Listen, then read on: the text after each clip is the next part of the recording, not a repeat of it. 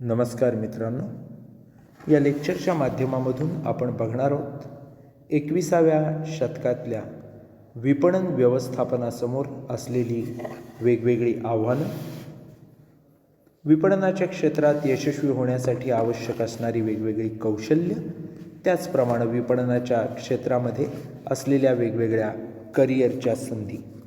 सुरुवात करूया आपण 21व्या शतकातल्या विपणन व्यवस्थापनासमोर असलेल्या वेगवेगळ्या आव्हानांनी.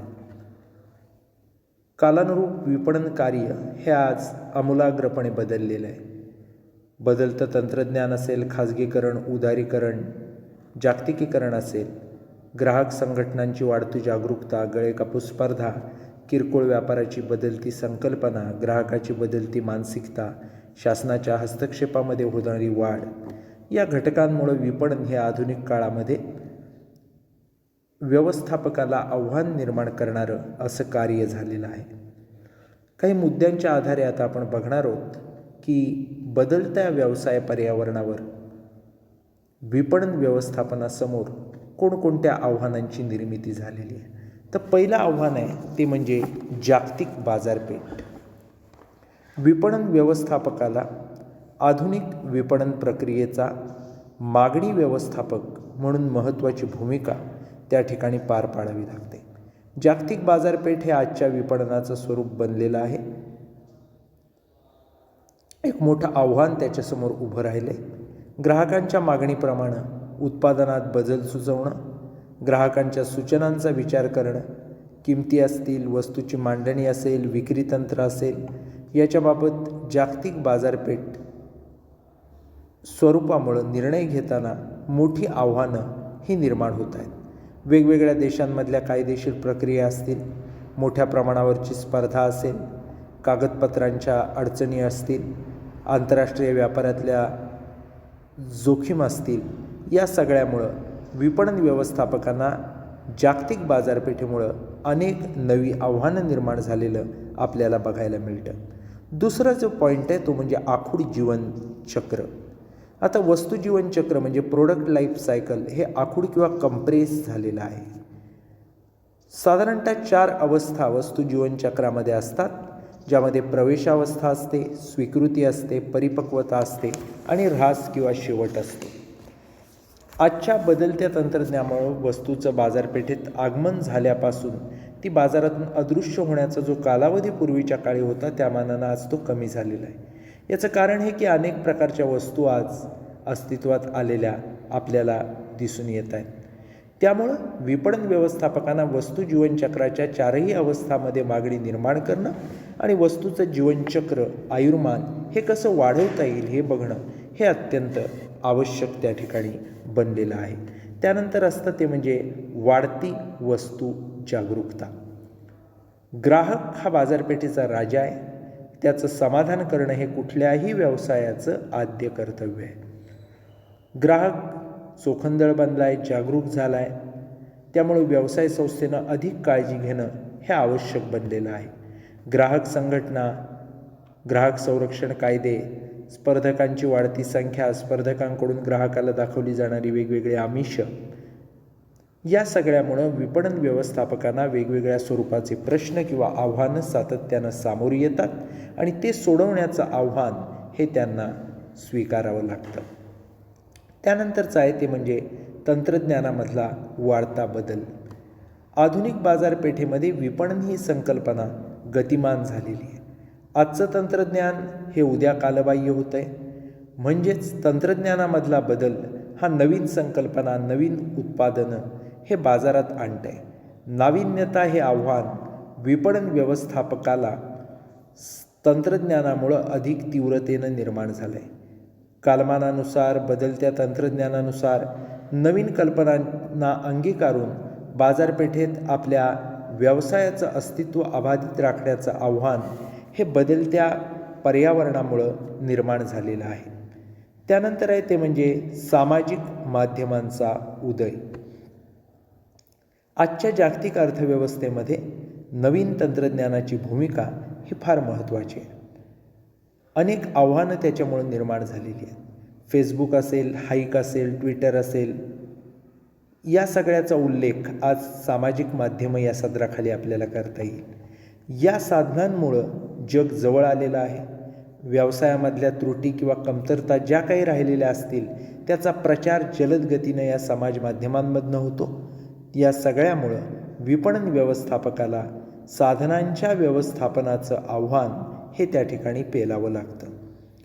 त्यानंतर आहे ते म्हणजे विपणनामधले सामाजिक आणि नैतिक प्रश्न. सध्या मोठ्या प्रमाणावर जागतिक पातळीवर ग्राहक वाद, पर्यावरणविषयक जागृती या गोष्टी सर्वत्र वाढलेल्या दिसतात. आपल्या वस्तूमुळे पर्यावरणावर परिणाम होणार नाही याचा विचार उद्योग संस्थेला करावा लागतो. वेगवेगळ्या स्तरावर ग्राहक जागरूक झालेले असल्यामुळं आपल्या हक्कांच्या संरक्षणासाठी न्यायालयात जाण्याचं प्रमाण हे त्या ठिकाणी वाढलेलं आहे.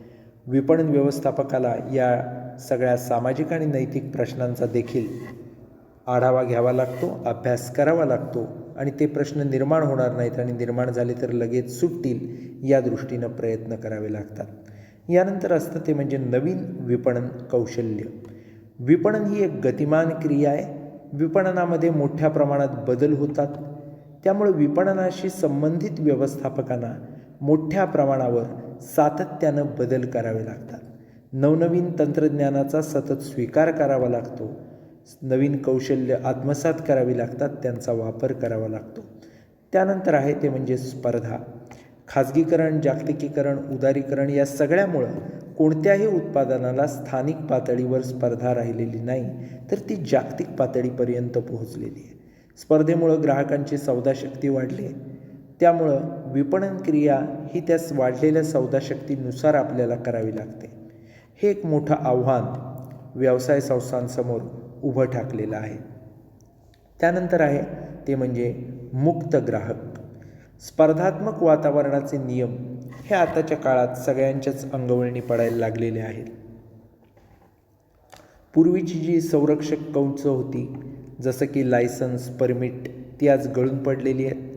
भारतातला ग्राहक हा देखील मुक्त झालेला आहे. त्याला नव्यानं समजून घेऊन त्याला काय पाहिजे ते दिलं तर तो ग्राहक टिकून राहील. अनेक पर्याय, नव्या वस्तू या जागतिक बाजारपेठेमधल्या आलेल्या आहेत. त्यामुळं ग्राहक जागरूक होऊन आपल्याला कोणती वस्तू रास्त दरामध्ये आणि चांगल्या दर्जाची मिळेल त्यानुसार खरेदी करतो आहे. त्यामुळं मुक्त ग्राहक हे देखील विपणनासमोर निर्माण झालेलं एक महत्त्वाचं असं आव्हान त्या ठिकाणी आहे. यानंतर आपण बघणार आहोत ती म्हणजे प्रभावी विपणन जर आपल्याला करायचं असेल तर त्या ठिकाणी कोणती कोणती कौशल्य आत्मसात करणं हे आवश्यक असतं. त्याचा आढावा आता आपण घेणार आहोत.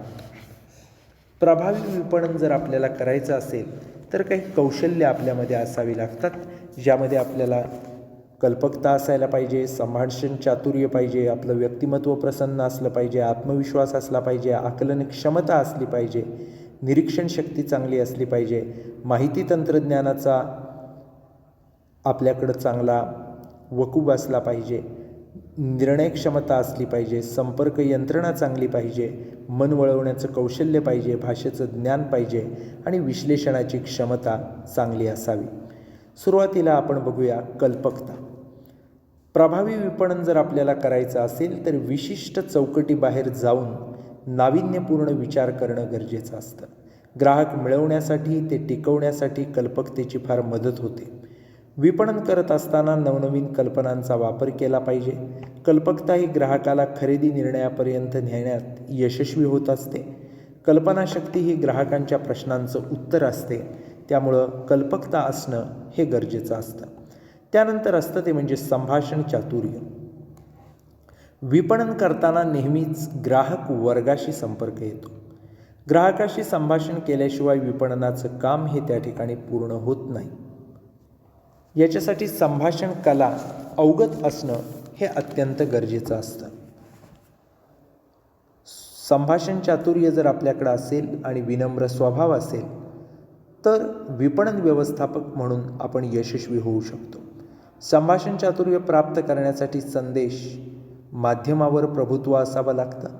वेगवेगळ्या माध्यमांचा उपयोग, भाषेचा योग्य प्रकारे उपयोग करण्याची कला ही विपणन व्यवस्थापकाला अवगत करावी लागते.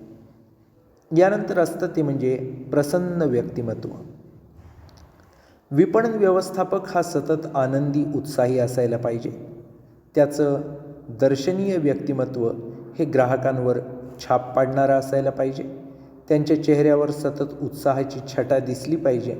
प्रसन्न चेहऱ्याने फिरणारा जो विपणन व्यवस्थापक असतो तोच आदर्श विक्रेता समजला जातो. त्याच्या चेहऱ्यावर आत्मविश्वास दिसून आला पाहिजे. त्रासिक किंवा चिंताग्रस्त चेहऱ्याचा जर एखादा विक्रेता असेल तर तो कुठल्याही ग्राहकाला खरेदीसाठी प्रभावित करू शकत नाही. त्यानंतर असतं ते म्हणजे आत्मविश्वास, सेल्फ कॉन्फिडन्स. विपणन व्यवस्थापकाला बाजारपेठेमधल्या तीव्र स्पर्धा असतील, इतरांकडून होणारी टीका असेल, वेगवेगळ्या प्रवृत्तीच्या ग्राहकांना तोंड देणं असेल, या सगळ्यासाठी प्रचंड आत्मविश्वास त्याच्याजवळ असला पाहिजे. आत्मविश्वास म्हणजे आपली कार्यशक्ती, सामर्थ्य याच्याबद्दल योग्य तो आदर, ज्ञान असणं. आत्मविश्वास असणारा विक्रेता हा आपल्या वागण्यामधनं इतरांमध्ये देखील आत्मविश्वास निर्माण करू शकतो. त्यानंतर असतं ते म्हणजे आकलन क्षमता, कौशल्य.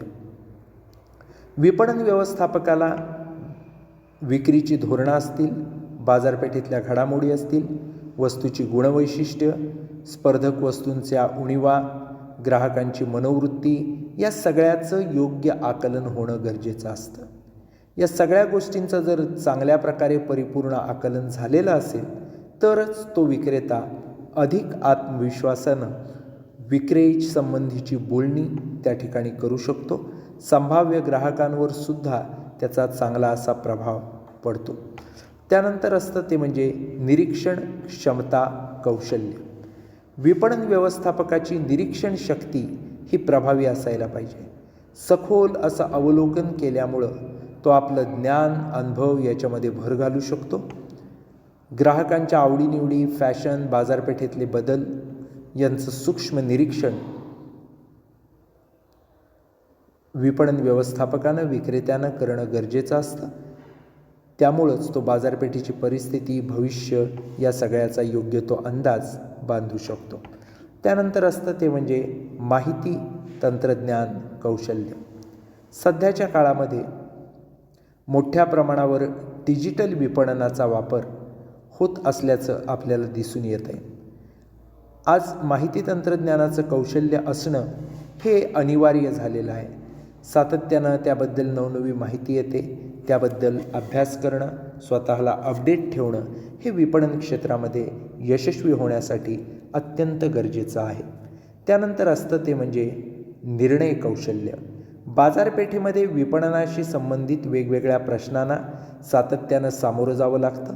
बाजारपेठेचा फायदा घेण्याच्या दृष्टीनं वेळेवर निर्णय घ्यावे लागतात.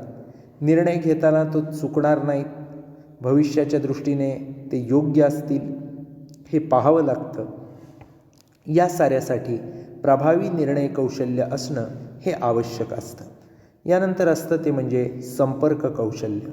संभाव्य ग्राहकाबरोबर नियमितपणं, जुन्या ग्राहकाबरोबर देखील नियमितपणं संपर्क ठेवावा लागतो.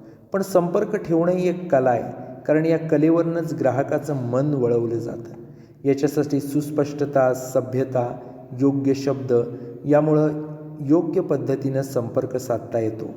चांगल्या विपणन व्यवस्थापकाला संपर्क करत असताना संपूर्ण माहिती द्यावी, संभाव्य ग्राहकाचं मन जिंकून घ्यावं, चांगले शब्द, आदेश न देता विनंती करणं, सरळ साध्या शब्दांचा वापर करणं, काल्पनिक गुंतागुंतीचे शब्दप्रयोग टाळणं हे सगळं केलं तर आपण चांगल्या प्रकारे संपर्क व्यवस्था त्या ठिकाणी निर्माण करू शकतो. त्यानंतर असतं ते म्हणजे मन वळवणं. संभाव्य ग्राहकाच्या विवेकबुद्धीप्रमाणे, विश्वासाप्रमाणे विपणन संकल्पना त्याला पटवून देणं, योग्य दिशेनं विचार करायला त्यांना प्रवृत्त करणं, त्यांच्या शंका असतील, समस्या असतील त्या समजून घेणं, त्याचं निराकरण करणं, त्यांचं मन वळवणं या सगळ्या क्रिया कठीण असतात. विपणन करत असताना वापरलेले शब्द, सांगितलेल्या गोष्टी, दिलेली आकडेवारी या सगळ्यामधून संभाव्य ग्राहकाचं मन हे योग्य प्रकारे वळवता येणं हे गरजेचं असतं. त्यानंतर असतं ते म्हणजे भाषा ज्ञानाचं कौशल्य. शहरी भागामध्ये वेगवेगळ्या भाषिक व्यक्तींबरोबर संपर्क येतो, त्यामुळे किमान काही भाषांची माहिती ही गरजेची असते. वस्तू आणि सेवांची माहिती देताना इंग्रजी, हिंदी किंवा स्थानिक भाषेचा वापर केला जातो. या दृष्टीनं वेगवेगळ्या भाषांची माहिती गरजेची असते. विक्री विश्लेषण करताना, स्पष्टीकरण करताना ग्राहकांची भाषा महत्त्वाची असते. ग्राहकाची भाषा ही विपणन प्रतिनिधीला येत असल्यामुळं ग्राहकाला कुठल्याही प्रकारे जी माहिती गरजेची असते ती माहिती अत्यंत सोप्या शब्दात त्याला समजेल अशा प्रकारे मिळू शकते. त्यानंतर असतं ते म्हणजे विश्लेषण क्षमता. विमानचालक हा स्वतःच्या स्मरणशक्तीवर, अनुभवावर अवलंबून राहत नाही. विमान उड्डाण करायचं असतं त्याच्यापूर्वी तो तिथली असलेली यंत्रणा बघून घेतो. त्यामुळं प्रत्येक यंत्रणा योग्य कामासाठी सज्ज आहे हे त्याला समजतं. नजर चूक होणं, अपघात होणं याची जोखीम तो घेऊ शकत नाही. विपणनाचं नियोजन करताना देखील नजर चूक होणं ही विमानाच्या नजरचुकीसारखीच असते. वैमानिकाची जी नजर चूक आहे तीच विपणनाची नजर चूक असते. विपणन प्रतिनिधीनं विश्लेषण करताना वरवरचा दृष्टिकोन स्वीकारून चालत नाही, तर सगळ्या घटनांचं योग्य विश्लेषण त्याला करावं लागतं. ज्या वस्तू संभाव्य ग्राहकाला विकल्या जाणार आहेत त्यांच्या संदर्भात ग्राहकाची गरज लक्षात घेणं, त्याच्या गरजा पूर्ण होऊन त्याला अधिक फायदा कसा होईल हे बघणं, या संदर्भात सविस्तर विश्लेषण त्याला करता आलं पाहिजे. ग्राहकाकडून वेगवेगळे प्रश्न विचारले जातात, त्याचं विश्लेषण करता आलं पाहिजे. हे सगळं प्रभावी विपणनासाठी गरजेचं आहे. यानंतर आपण बघणार आहोत ती म्हणजे विपणनाच्या क्षेत्रामध्ये आज कोणकोणती करिअर्स आपल्याला उपलब्ध होतात. विपणनामधली करिअर्स ज्या वेळेला आपण म्हणतो त्यावेळेला आपण लक्षात घेतलं पाहिजे की प्रत्येक कंपनीच्या दृष्टीनं विपणन हा आज निर्णायक असा भाग बनलेला आहे. व्यवसाय लहान असो किंवा मोठा असो, खाजगी कंपनी असो किंवा सार्वजनिक कंपनी असो, विपणन ही परावलीची गोष्ट त्या ठिकाणी झालेली आहे. म्हणूनच विपणन हे प्रत्येक कंपनीची अपरिहार्यता बनलेली आहे. विपणनामध्ये वेगवेगळ्या पातळीवर करिअरच्या मोठ्या संधी आज उपलब्ध झालेल्या आहेत. आता कोणत्या संधी या विपणनाच्या क्षेत्रामध्ये करिअरसाठी आहेत हे जर आपण बघितलं तर पहिली संधी आहे विपणन व्यवस्थापक. प्रत्येक कंपनीमध्ये विपणन विभाग हा स्वतंत्ररित्या काम करतोय. साहजिकच त्याचा प्रमुख हा विपणन व्यवस्थापक असतो. त्याला सहाय्य करणारे वेगवेगळे अधिकारी असतात. त्याचप्रमाणे विपणनाच्या अनुषंगानं जे वेगवेगळे घटक असतात त्यात देखील अनेक करिअरच्या संधी आज उपलब्ध झाल्याचं आपल्याला दिसून येतं. त्यानंतर असतं ते म्हणजे जाहिरात व्यवस्थापक. आपल्या उत्पादनाची जाहिरात करणं ही कला आणि शास्त्र, त्याचप्रमाणे पेशा आहे. याच्यासाठी जाहिरात व्यवस्थापक हे पद अत्यंत महत्त्वाचं आहे. जाहिरात तयार करणाऱ्या वेगवेगळ्या कंपन्या या स्वतंत्रपणे अस्तित्वात आलेल्या आहेत.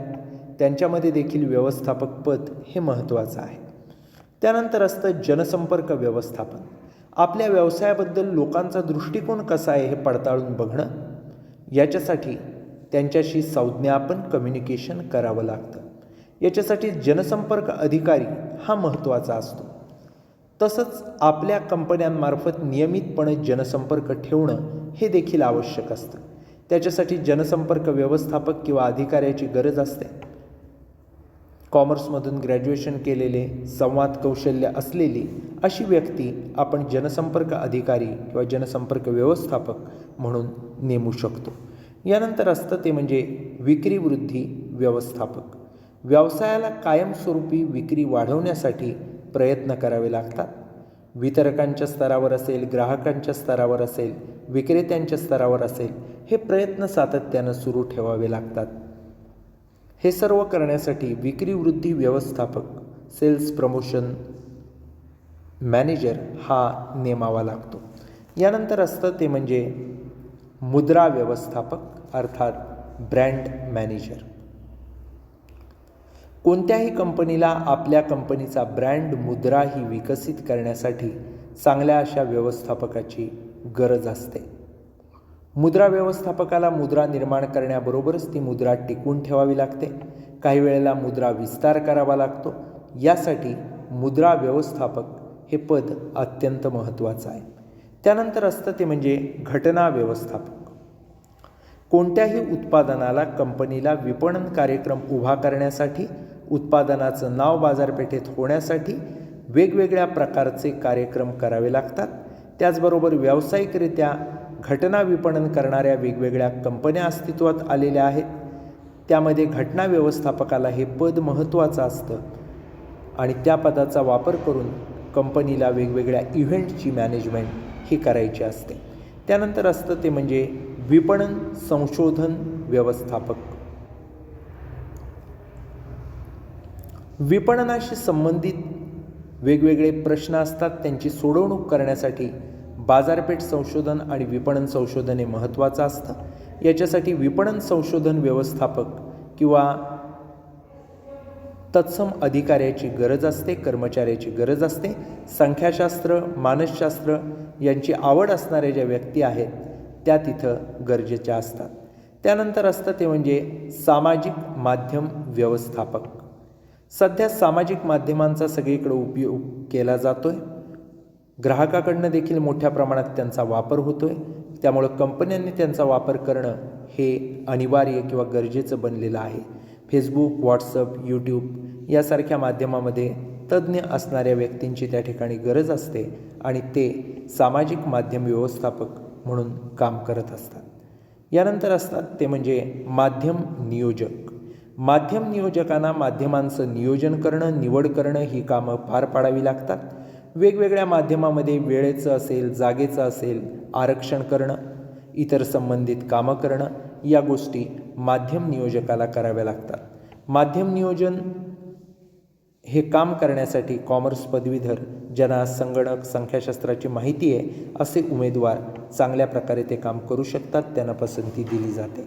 यानंतर शेवटचा असतो तो म्हणजे कॉपीरायटर. कंपनीला जाहिरातीबरोबरच प्रसिद्धीची मोहीम देखील राबवावी लागते. याच्यासाठी प्रसिद्धीसाठी लागणारे वेगवेगळे अहवाल, स्क्रिप्ट, वेब प्रोजेक्ट, बातम्या तयार करणं याच्यासाठी तज्ज्ञ अशी व्यक्ती किंवा कॉपीरायटरची गरज असते. काल्पनिक चित्र उभं करण्याची क्षमता, क्रियाशील विचारशक्ती हे गुण ज्या व्यक्तीमध्ये आहेत अशी व्यक्ती हे करिअर निवडू शकते कॉपीरायटरचं. मित्रांनो, या लेक्चरमधनं आपण विपणन व्यवस्थापनासमोर असणारी वेगवेगळी आव्हानं जी 21व्या शतकामध्ये प्रचंड संख्येने वाढताना आपल्याला दिसत आहेत ती आव्हानं, त्याचप्रमाणे विपणनामध्ये यशस्वी होण्यासाठी कोणती कौशल्य गरजेची असतात ती कौशल्य आणि विपणनाच्या क्षेत्रामध्ये करिअरच्या कोणकोणत्या संधी आहेत याचा आढावा या लेक्चरच्या माध्यमामधून घेतलेला आहे. या ठिकाणी आपण थांबूयात. धन्यवाद.